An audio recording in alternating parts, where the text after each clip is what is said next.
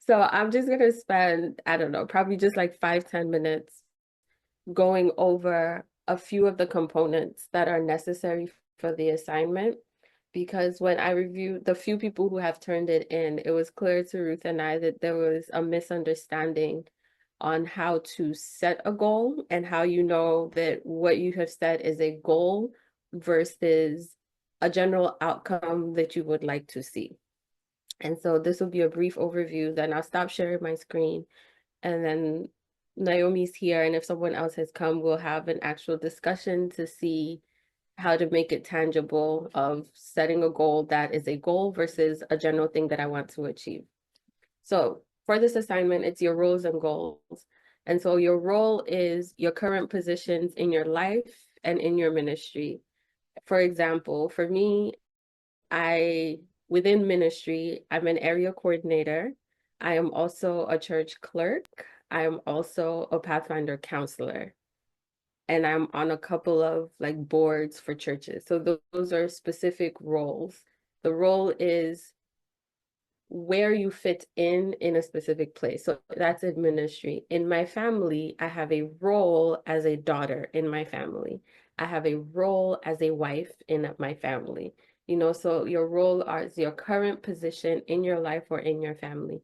In your job, you have a role. That's the thing that comes with a title. Or it might be where you fit in, as in like I'm not a therapist, but in my job I play the role of the therapist because everybody knows if you need to say something, if you just need a quiet office, you can come to Abigail. So your role is where you fit in the different places of your life and in ministry. Now a goal is specific measurable accomplishments that you want to achieve.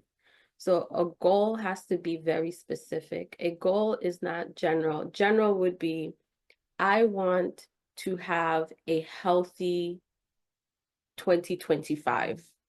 I want to be healthy in 2025. That is not a goal. That is a thing that I want to achieve. I want to have a healthy weight within the first 3 months of 2025. Now we're getting closer to a goal. It's not just healthy, it's specifically a healthy weight.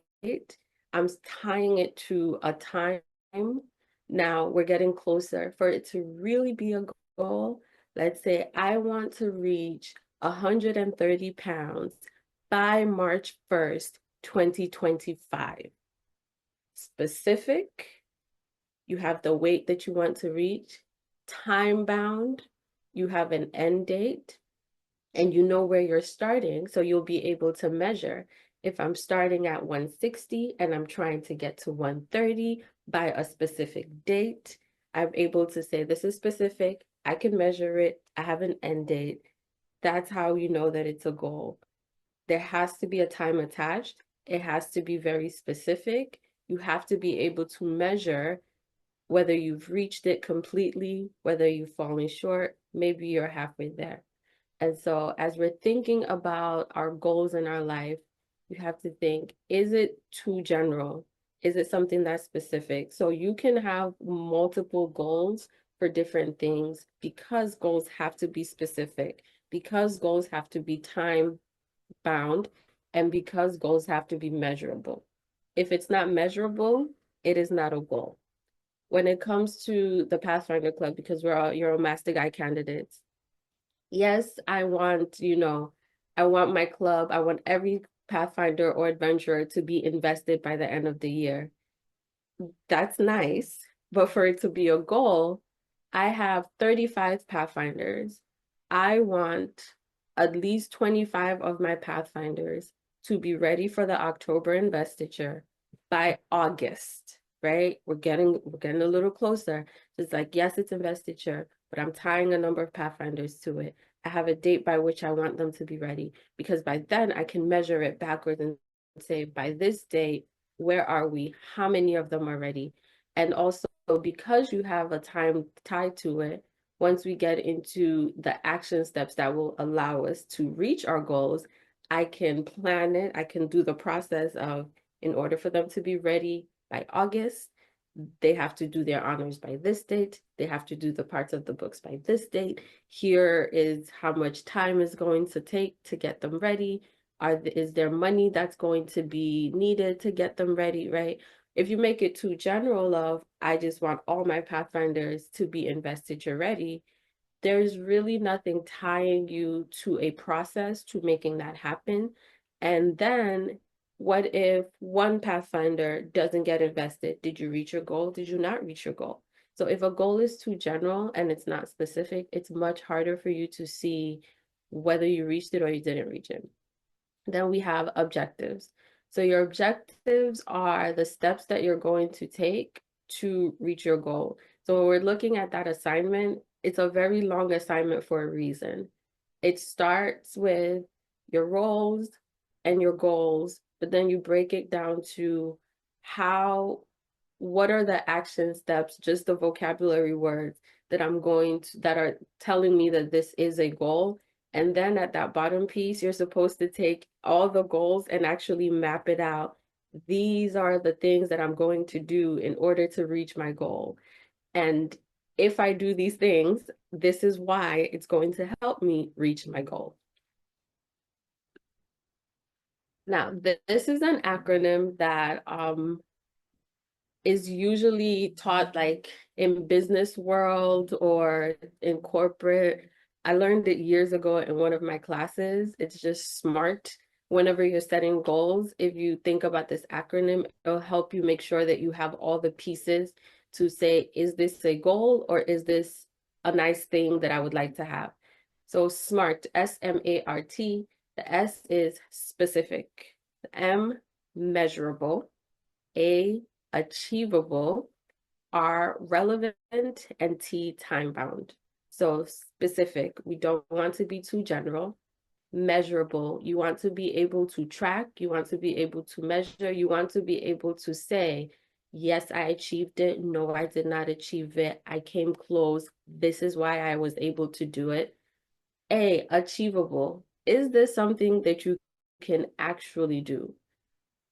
Sometimes, if your goal, even if it's specific, even if it's measurable, even if it's time bound, it might be something that you just cannot do. There is no goal that I can set that will make me 6 foot tall. That's just not achievable. So it's not a good idea for me to say, I want to become 6 foot tall by January 31st, even if I said 2030. It's just not going to happen. So when we're setting goals, the A in SMART is very important. Is this something that I can actually do with the time that I have, with the resources that I have, with the experience that I have, with the support that I have? Is this something that I can actually do? So we don't want to set goals where we're setting ourselves up for failure. Then the R, is it relevant? Specific to this assignment that you're doing, and even in life, make sure that your goals are relevant to the thing that you're trying to do. So for example, for this assignment, you have to do a goal in ministry, a goal, I believe, in your spiritual life, a goal in your regular life. So the goal that you're setting for spiritual life or the goal that you're setting for church, it has to be relevant to church, if that is the topic, the place that I'm setting the goal for, right? And so the relevancy comes in is, if I'm setting the goal for a role in my life, let me make sure that the goal that I'm setting is relevant to that role in my life, that it's relevant to the situation that I'm setting it for. And then finally, T is time bound. Don't want to make it open-ended. Sometimes, we have like a list of dreams and things that we want to achieve, but when we don't tie it to a time, it just keeps going. And it's like, it's a nice to have, it's a thing in my mind, but because there's no time tied to it, I haven't really taken steps to make it a reality, to take it from my mind to the real world. And so you want to make sure that it's time bound. So again, how do I know it's a goal? Is it specific? Can I measure it? Is it actually possible for me to do it? Is it relevant to my role, whatever the role may be? And is it tied to time? Is there a cutoff point. If you have all of these components in your sentence, in your 2 sentences for your goal, then you know you have a goal. If you do not have these components, all these components in it, then what you likely have is a nice to have. Very nice dream, but not a goal. So here we have, oh, we'll go back to it, the elements of an effective goal, which, and all of this is inside of your assignment. Action verb, so we know, which I guess that's an oxymoron. A verb is an action. So you want it to be a verb, you want it to be measurable. A lot of this is just repetitious because we want to make sure that you understand so that when you go back, especially for those who have already submitted the assignment, please go back to it, take it back, review line by line, and ask yourself, does it have an action word? Is this measurable? In that initial sentence where you're saying, this is my goal, is that sentence, does it have a measurable outcome in the sentence? Does it have a specific completion date in that sentence? And then if there are cost constraints, if it's going to cost a specific amount of money, if there's money that has to come in, have you really considered that in setting your goal? And then once you do that, that kind of covers the first page of your assignment.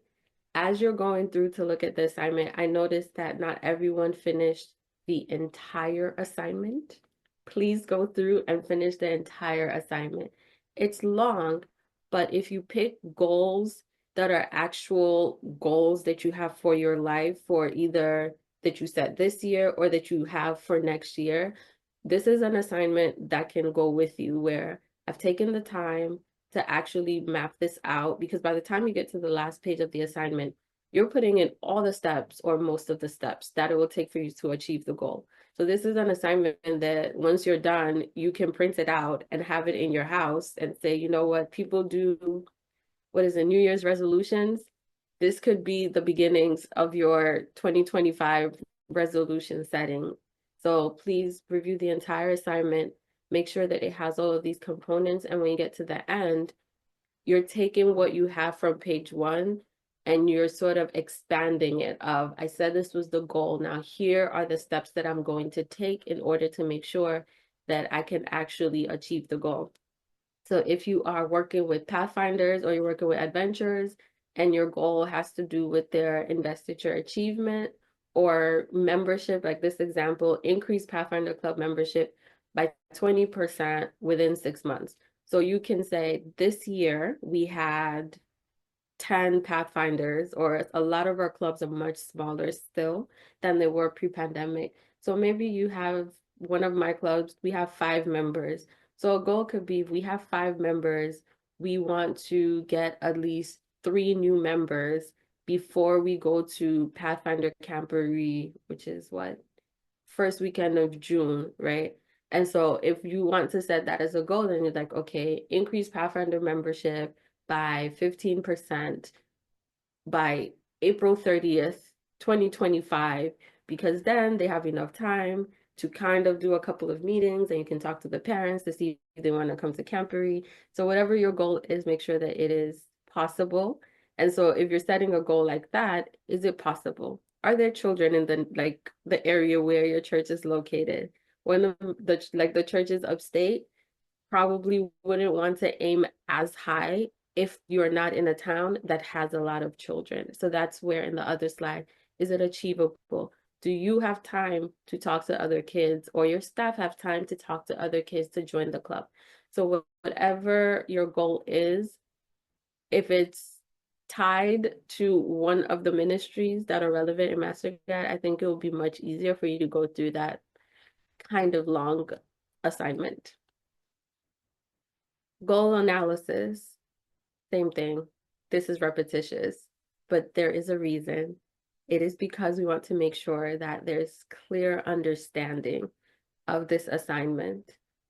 Action, is a measurable, specific date? Is there a cost constraint? Cost constraint, it doesn't mean will I spend a lot of money to achieve it? You can even think about time as a cost constraint.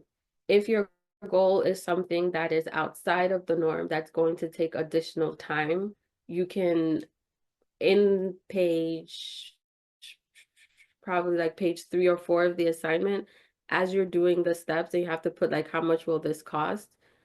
It might not be financial, like money, this will cost me $100 to make it happen, but you know what? This will cost me a little bit of more time. This might mean I have to have more meetings with my staff. This might mean I have to spend an extra hour every week preparing for something for my club.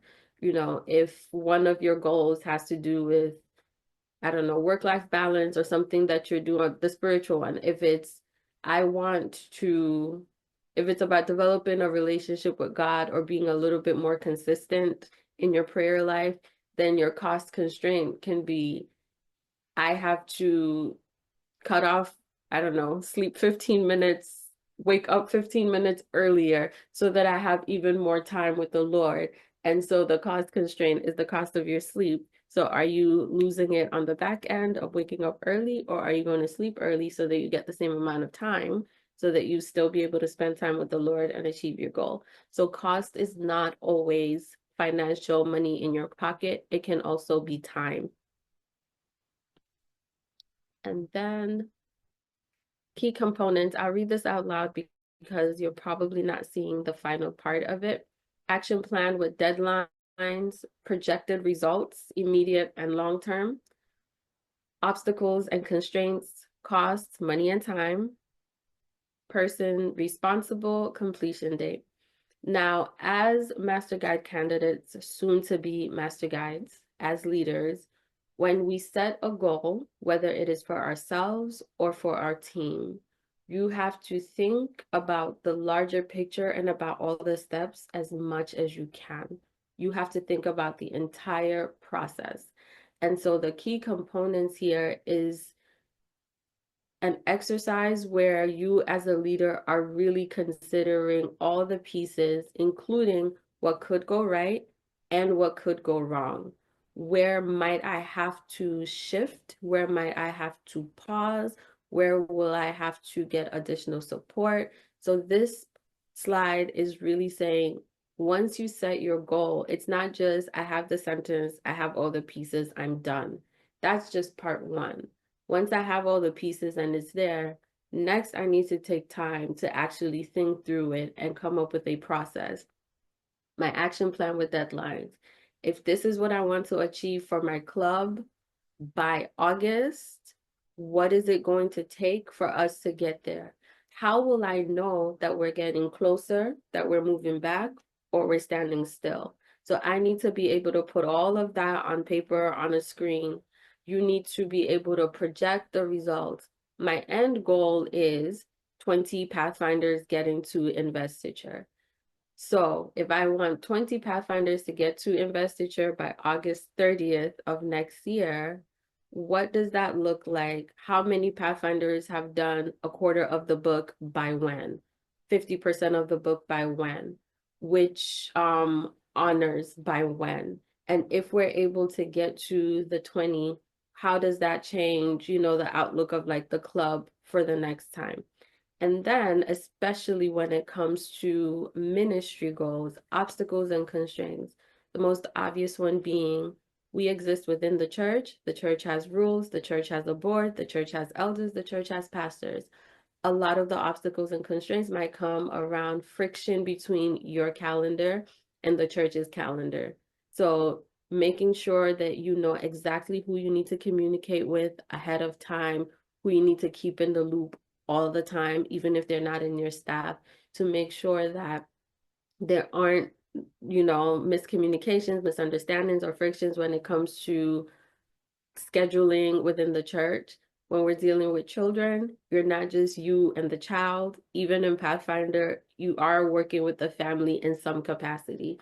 So, you know, you have those obstacles and constraints that might come with that. And then, of course, there's money. If you want to do things with the kids, things cost money, money and time. And so those are the sort of things, like as you're thinking about the obstacles and constraints, think about your context. You're thinking about your church. what are things that have been pain points, things that have caused misunderstandings in the past? How can I, if these things were to repeat themselves, how would I handle it? In the past, when it has come up, what periods have they come up in? What has caused them? Is there something that I can do to avoid this? And it's not just you, right? As a leader, you're thinking about all of this so that when you meet with your staff, with your team, you can all think through this and have the conversation about this. Then you have person responsible. Yes, I have my actionable, measurable, time-bound goal, but I can't achieve it on my own. And so when I'm doing these action steps of, here are from number 1 to number 15, and if all of these things we do it, it will get us to the goal. Who's going to be responsible for those steps? You might ultimately, as a leader, be responsible for overseeing, for monitoring, for making sure that, Naomi did her part, but Naomi has her part that she has to do. And so you have to write it all down to know that, oh, this part, Naomi's the one who's responsible. This one, Ruth is responsible. And as you're doing that as a leader, you're also thinking through whoever's responsible, their capacity, their time, their willingness, right? Their ability, the support that they might need. So in this role that you're stepping into as master guide, it's a lot broader than I am a counselor, right? You're really stepping into a big picture thinker. There's this thing called you're on the dance floor and you're on the balcony. So as a master guide, you're going to be exercising the muscle of the ability to do both. To be on the balcony looking at the entire dance floor, looking at everybody there and what they're doing, but also to be able to get in there and support as needed. So for your goal action form, which is toward the end of this assignment, these are the things that you want to think through to make sure that this is a goal that is actually possible. And while it takes time to put all of these pieces together, it's in the putting of these pieces together that you are able to stop, change, assess if anything goes wrong, or if nothing goes wrong, to look back and see exactly what went right, see exactly what you can learn from, see exactly what you can transfer to the next goal and to the next thing. And then the final thing is completion date. You want to have a completion date. It doesn't mean that you cannot extend a goal. It does not mean that you cannot build upon the goal, but the purpose of the completion date is to make sure that the goal does not get stale, that it is not standing still, and that you are holding yourself accountable to make sure that this actually happens. And also to make sure that you're not just setting goals just to set them, but that there's constant movement. And then the final thing, putting it all together, identify your goals. So for this assignment, I believe you're doing 3. So you have the 3 roles. Identify your roles. So the 3 areas of your life that you want to pick. What are the 3? Doesn't have to be, it can be the 3 most fun roles. Well, one has to be in ministry, but outside of ministry can be your most fun or the one you have no choice in. I don't know. You identify your roles, you create a SMART goal for each of your roles.